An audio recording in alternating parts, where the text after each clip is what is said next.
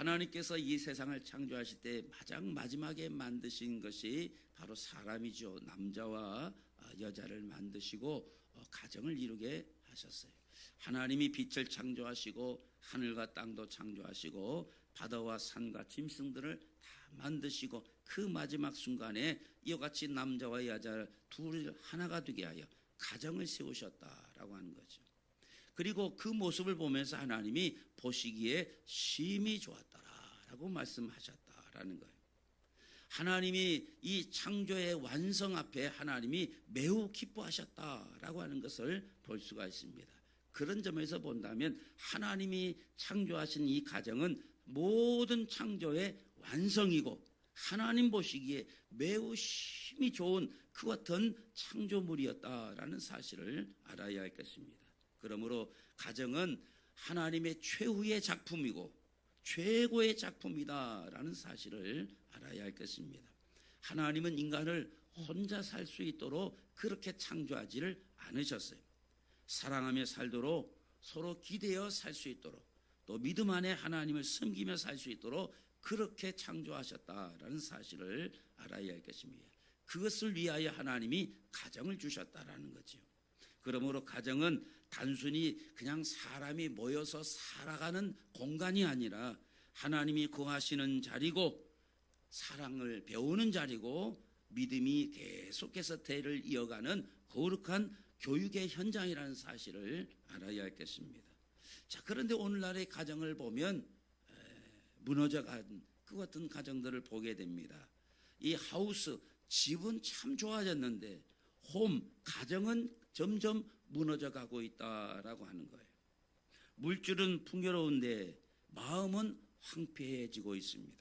함께 살아도 외롭고 말은 많아도 사랑은 메말라 가고 있다라는 거죠. 자, 왜 이런 일이 일어나고 있을까요? 인간이 하나님 없이 살기 시작했기 때문에 그렇다라고 하는 거예요. 죄가 가정 안으로 들어왔기 때문에 그렇습니다. 하나님보다 자기 욕심을 앞세우기 시작했기 때문에 그렇다라고 하는 사실입니다. 사실 에덴 동산의 비극도 가정에서 시작되었다는 사실을 알아야 할 것입니다. 아담과 하와가 하나님의 말씀보다 자기의 생각과 감각을 앞세웠을 때에 죄가 들어오게 되어지고 그 결과 그 가정에 수치와 두려움과 갈등이 찾아오게 되었다라고 하는 거죠. 이어서 그 가정에 드디어 가인의 살인사건까지 벌어지게 되었다라는 겁니다. 하나님을 떠난 인간의 죄가 결국 가정을 무너뜨리게 되었다라는 겁니다. 오늘날 가정이 무너져 내리는 그 저변을 보면 하나님을 떠난 인간의 죄악이 결국 이 가정을 무너뜨리고 있는 것을 보게 됩니다. 그러므로 여러분, 우리에게 정말 필요한 것은 더 큰 집, 더 좋은 집이 아니라 더 좋은 조건이 아니라 우리에게 필요한 것은 하나님이 다스리는 가정이어야 한다라는 거예요. 우리는 좋은 집, 이 좋은 하우스가 마련되어지면 좋은 홈이 될 거라고 생각한다고 말이죠. 그러나 좋은 가정은 좋은 집에서 비롯되는 것이 아니라는 사실을 알아야 하겠습니다. 하나님이 다스리는 가정, 하나님이 왕이 되는 가정이라는 겁니다. 그럴 때 우리의 가정은 비로소 작은 천국이 되어질 수가 있는 겁니다. 여러분, 천국이 무엇입니까? 우리가 계시록에 보면 천국이 화려한 것으로 표현을 합니다. 여러 가지 홍보석이니 녹보석이니 황금길이니 여러 가지 아름다움을 표현합니다. 천국이 화려하고 아름답기 때문에 천국이 아니라는 사실을 알아야 할 것입니다. 천국은 하나님이 다스리는 곳이기 때문에 천국이 되어지는 거예요. 여러분, 우리의 가정이 하나님이 다스리는 가정이 되어지면 초막이든지 궁궐이든지 이 하우스는 관계가 없다고 말이에요. 하나님이 다스릴 때에 그 어디나 하늘나라 천국이 되어진다는 사실을 알아야 하겠습니다.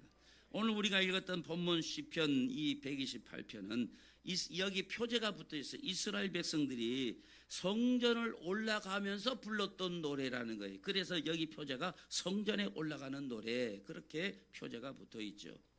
자, 이 성전에 올라가면서 부르는 노래인데 놀랍게도 그 내용이 가정의 행복을 노래하고 있다라는 거예요. 하나님은 우리의 가정이 무너진 것을 원하지 아니합니다. 오히려 하나님은 우리의 가정이 작은 천국이 되기를 원하신다는 사실을 알아야 하겠습니다. 오늘 이 말씀을 통해서 하나님께서 기뻐하시는 이 가정의 비결을 함께 붙들 수 있게 되시기를 주님의 이름으로 축원합니다. 자, 오늘 본문 1절을 보면 이렇게 말씀합니다. 여호와를 경외하며 그의 길을 걷는 자마다 복이 있도다라고 말합니다. 자, 그리고 4절에도 역시 동일하게 말씀합니다. 여호와를 경외하는 자는 이같이 복을 얻으리로다라고 반복합니다. 자, 여호와를 경외하며 그의 길을 걷는 자가 복이고 여호와를 경외하는 자가 이런 복을 받을 것이다라는 거예요. 여기 경외하다라는 히브리어가 야레입니다. 이 야레라는 단어는 이 두려워하다, 떨다라는 그런 표현인데 그냥 단순히 공포감에 덜덜 떠는 것, 두려움을 느끼는 것, 그걸 말하는 것이 아닙니다. 이 야레는 하나님의 무한한 권위 앞에서 느끼는 깊은 존경심, 거룩한 두려움을 말하고 있다라는 겁니다. 하나님을 전적으로 신뢰함으로 겸손히 엎드리는 태도, 그것을 야레라고 하는 거예요. 다시 말하면 내 삶과 내 가정의 진짜 주인이 내가 아니라 하나님이라는 사실을 인정하고 그분 앞에 그분을 왕으로 모셔드리는 신앙이 바로 경외라는 사실을 알아야 할 것입니다. 그렇게 경외하는 자에게 하나님은 복을 허락하신다라는 거예요. 여러분, 가정이 작은 천국이 되려고 한다면 하나님이 그 가정의 왕이 되셔야 할 줄로 믿습니다. 하나님이 나의 가정의 왕이십니다. 하나님이 내 삶의 왕이십니다. 우리가 고백이 되어져야 한다라는 거예요. 하나님이 없는 가정은 결국 자기 주장만 남게 되는 거죠. 남편이 자기 뜻대로 하려고 하고 아내는 자기 감정대로 반응하고 자녀들은 자기 욕심대로 살아갑니다. 하나님이 중심이 계시지 않으면 결국 이 가정은 충돌할 수밖에 없다라는 거죠. 그러나 하나님이 중심이 되어지면 서로가 하나님 앞에 자신을 낮추게 되죠. 그래서 가정은 힘으로 유지되는 것이 아니라 하나님을 경외함으로 유지된다는 사실을 알아야 할 것입니다. 여러분, 노아의 가정을 보세요. 세상이 다 타락했지만 노아의 가정은 하나님을 경외했어요. 그래서 세상 조롱과 비방 속에서 묵묵히 방주를 지어가면서 여호와를 경외했을 때 홍수의 심판이라고 하는 그 엄청난 위기 속에서도 그 가정은 유일하게 구원을 얻고 살아남게 되었다라는 사실입니다. 또한 여호수아서 24장 15절에 보면 위대한 지도자였던 여호수아가 그 인생의 마지막 순간, 마치 유언과도 같이 그 인생의 마지막 순간에 남긴 말이 무엇입니까? 오직 나와 내 집은 여호와만 섬기겠노라, 그렇게 선언하고 있는 것을 보게 됩니다. 다시 말하면 세상이 어떻게 변하든 나와 내 가정은 오직 하나님만을 왕으로 모셔드리겠다라는 이 거룩한 경외의 결단이 그의 가정을 지켜내었다라는 사실을 보게 됩니다. 결국 무너져가는 가정을 살리고 무너져가는 가정을 보호하는 진짜 힘은 세상의 조건이 아니라 좋은 집, 많은 소득이라는 세상의 조건이 아니라 오직 하나님을 경외하는 믿음이라는 사실을 알아야 할 것입니다. 그러므로 사랑하는 성도 여러분, 여러분의 집의 진짜 주인은 누구십니까?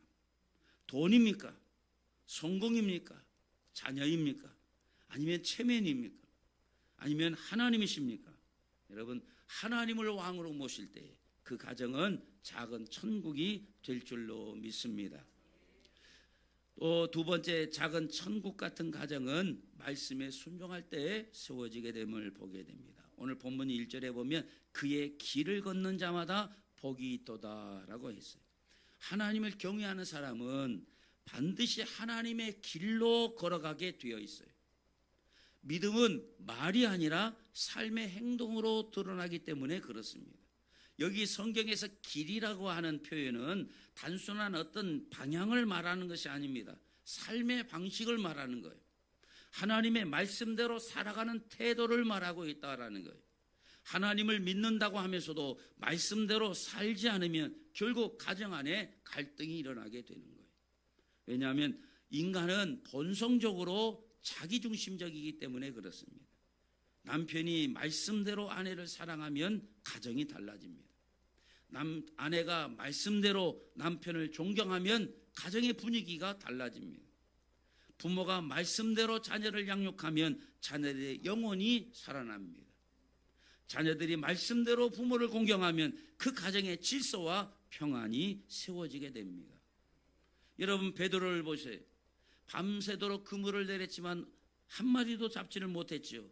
그래서 예수님께서 말씀하시잖아요. 그 아침에 깊은 데로 가서 그물을 내리라 말씀하셨을 때 그가 뭐라고 말합니까? 내가 밤이 새도록 수고하였으나 얻은 것이 없지만은 말씀에 의지하여 그물을 내리리다 하고 순종하잖아요. 그 결과 어떻게 됩니까? 그물이 찢어질 정도의 만선의 축복을 경험하게 되었다라는 사실을 우리는 말씀을 통해서 알고 있습니다. 여러분, 우리의 가정도 마찬가지. 여러분, 내 인간의 경험, 고집, 이거 가지고는 행복한 가정을 만들 수 없다라는 거예요. 내 생각과 내 감정을 왕이신 하나님의 말씀 앞에 복종시켜야 될 줄로 믿습니다. 베드로는 이 갈릴리 바다에 많은 경험을 가지고 있고 또 많은 그 지식을 가지고 있었지만 그것을 다 포기하고 말씀에 의지하여 그물을 내릴 때 만선의 기쁨을 얻었던 것처럼 여러분, 하나님의 말씀 앞에 우리를 복종시켜야 될 줄로 믿습니다. 내 감정으로는 용서할 수 없지만 말씀에 의지하여 내가 먼저 용서하리이다 라고 말할 수 있어야 된다고 말이에요. 내 기분으로는 짜증을 내고 싶지만 내가 말씀에 의지하여 따뜻한 말을 내가 건네리이다. 여러분, 밤이 새도록 수고하여 얻은 것이 없지만 말씀에 의지하여 그물을 내리겠습니다. 이게 순종의 태도라고 말이에요. 내 경험과 내 지식으로는 할 수 없지만 내가 말씀에 의지하여 순종하겠다. 내 감정이나 내 기본으로는 그것을 할 수 없지만 말씀이 용서하라고 하니까, 말씀이 사랑하라고 하니까 내 기분과 감정에 따르지 않고 말씀에 따라 내가 용서하고 내가 화평의 말을 하겠습니다라고 순종할 때에 만선의 축복이 이루는 것처럼 하나님의 놀라운 회복의 역사가 이루게 되어진다라는 거예요. 여러분, 이렇게 순종할 때 하나님께서 우리의 가정에 하늘의 은혜를 찢어지도록 채워주실 줄로 믿습니다. 오늘날 수많은 가정들이 무너지는 이유는 이 말씀보다 항상 내 감정과 내 기분을 앞세우기 때문에 그렇다라는 거예요. 우리는 하나님의 말씀을 여러분 우리의 가정의 최고의 헌법으로 삼는 그런 가정이 되어야 될 줄로 믿습니다. 세상에 그렇게 되어지면 세상에 어떤 환난과 풍랑이 몰려온다 할지라도 결코 흔들리지 아니하게 되어지는 거예요. 왜냐? 반석 위에 세운 집과 같기 때문에 그렇습니다. 오직 하나님의 말씀을 우리 집의 가이드라인으로 삼고 원망과 분노의 자리를 찬양과 기도로 채워가야 될 줄로 믿습니다. 그럴 때 우리 가정은 점점 천국을 닮아가게 될 줄로 믿습니다. 세 번째로, 작은 천국 같은 가정에는 하나님이 복을 흘려보내신다라는 사실을 알아야 할 것입니다. 자, 우리가 하나님을 경외하고 또 하나님의 말씀대로 온전히 순종하며 나아갈 때에 하나님께서 그 천국 같은 가정 속에 약속하신 풍성한 복들이 있는데 그 복들을 하나님이 흘려보내 주신다라는 거예요. 오늘 본문 1절에 나오는 복이 있도다라고 하는 히브리어 원어가 아슈레라고 합니다. 이 아슈레라고 하는데 이는 단순히 어떤 돈이나 뭐 황금 같은 물질적인 축복이 아니라 하나님과의 바른 관계 속에서 누리게 되는 참된 행복, 그 행복을 의미하고 있는 거예요. 다시 말하면 이 아슈레, 이 복은 주변 사람이 바라볼 때에 참 부럽다라고 인정할 수밖에 없는 그 거룩하고 영원한 행복을 의미하는 그 복을 의미하고 있다는 사실을 알아야 할 것입니다. 오늘 본문 2절 이하에 보면 하나님은 하나님을 경외하는 가정에 어떤 복을 주시는가, 그 하나님이 주시는 복을 소개하고 있어요. 자, 이 네 가지 복을 한번 우리가 살펴봅니다. 자, 첫째로 하나님을 경외하는 가정에 주시는 복이 무엇입니까? 삶의 복을 주신다는 거예요. 이것은 건강과 소득의 복이라고 말할 수도 있고 일터의 복이라고도 말할 수가 있습니다. 여기 2절에 보면 내가 내 손이 수고한 대로 먹을 것이라 그렇게 말씀합니다. 하나님은 1억 천금을 노리는 사람에게는 결코 축복하지 않습니다. 건강한 몸과 건강한 마음으로 정직하게 땀 흘려 일할 수 있는 일터가 있고 내가 수고한 만큼 정직한 열매를 온전히 거두어서 내 가족을 먹여 살릴 수 있는 것, 여러분 이것이 진짜 축복임을 알아야 할 것입니다. 시편 127편 말씀처럼 하나님께서 지켜주시지 않으면 인간의 노력은 하루아침에 헛수고가 될 수가 있는 것입니다. 학개서의 말씀처럼 거기 나온 표현이 재밌는 표현이 있어요. 구멍 뚫린 전대라는 표현이 나옵니다. 열심히 뭔가 벌기는 버는데 구멍 뚫린 전대처럼 다 새어나고 만다라는 거예요. 여러분 하나님을 경외하는 가정에는 이 하나님께서 재물 얻을 능력을 주시는 줄로 믿습니다. 구멍 뚫린 전대가 아니라 차오르는 축복을 내가 수고하여 땀 흘려서 얻는 것이 구멍 뚫린 전대같이 빠져나가는 것이 아니라 내게 복으로 쌓이게 된다라는 거예요. 여러분 재물 얻을 능력은 오직 하나님께로부터 비롯된다는 사실을 알아야 할 것입니다. 자, 두 번째로 하나님을 경외하는 가정에 주시는 복이 바로 화목의 복입니다. 자, 오늘 본문 3절에 보면 내 집 안방에 있는 내 아내는 결실한 포도나무 같으며 내 식탁에 둘러앉는 자식들은 어린 감람나무 같으리로다, 그렇게 표현합니다. 여기 포도나무는 풍요 혹은 또 기쁨을 상징을 합니다.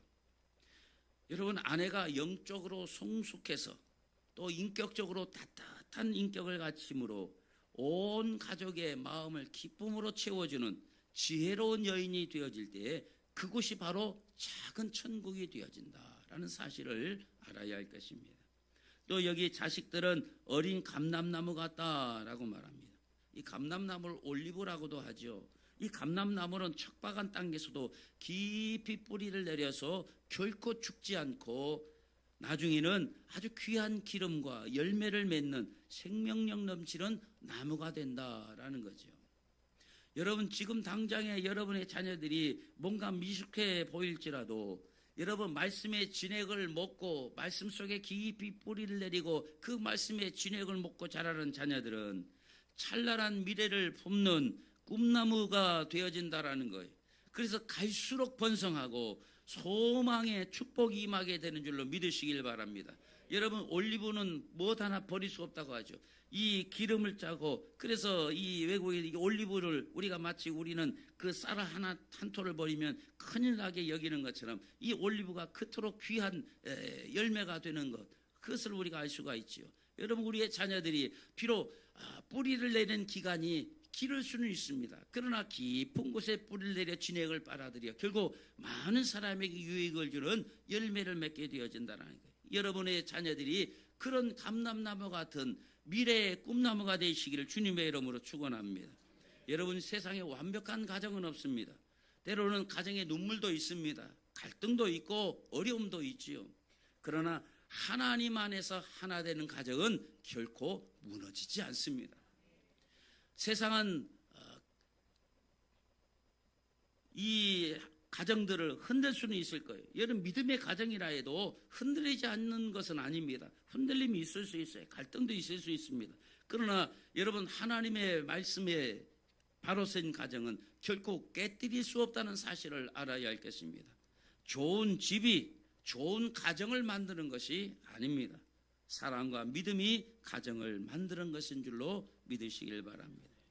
세 번째로 하나님을 경외하는 가정에 주시는 복이 바로 신령한 복입니다.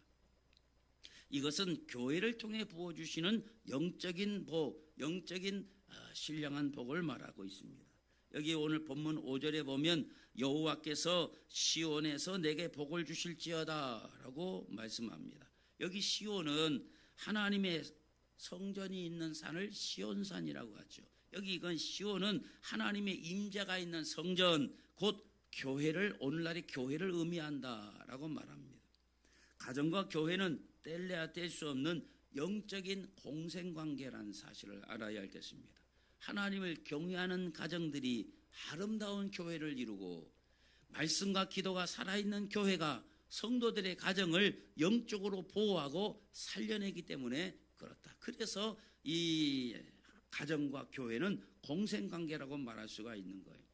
주일마다 예배가 살아있는 가정은 성전에서 흘러내리는 은혜로 다시 일어설 수 있는 강력한 영적인 힘을 공급받게 되어집니다.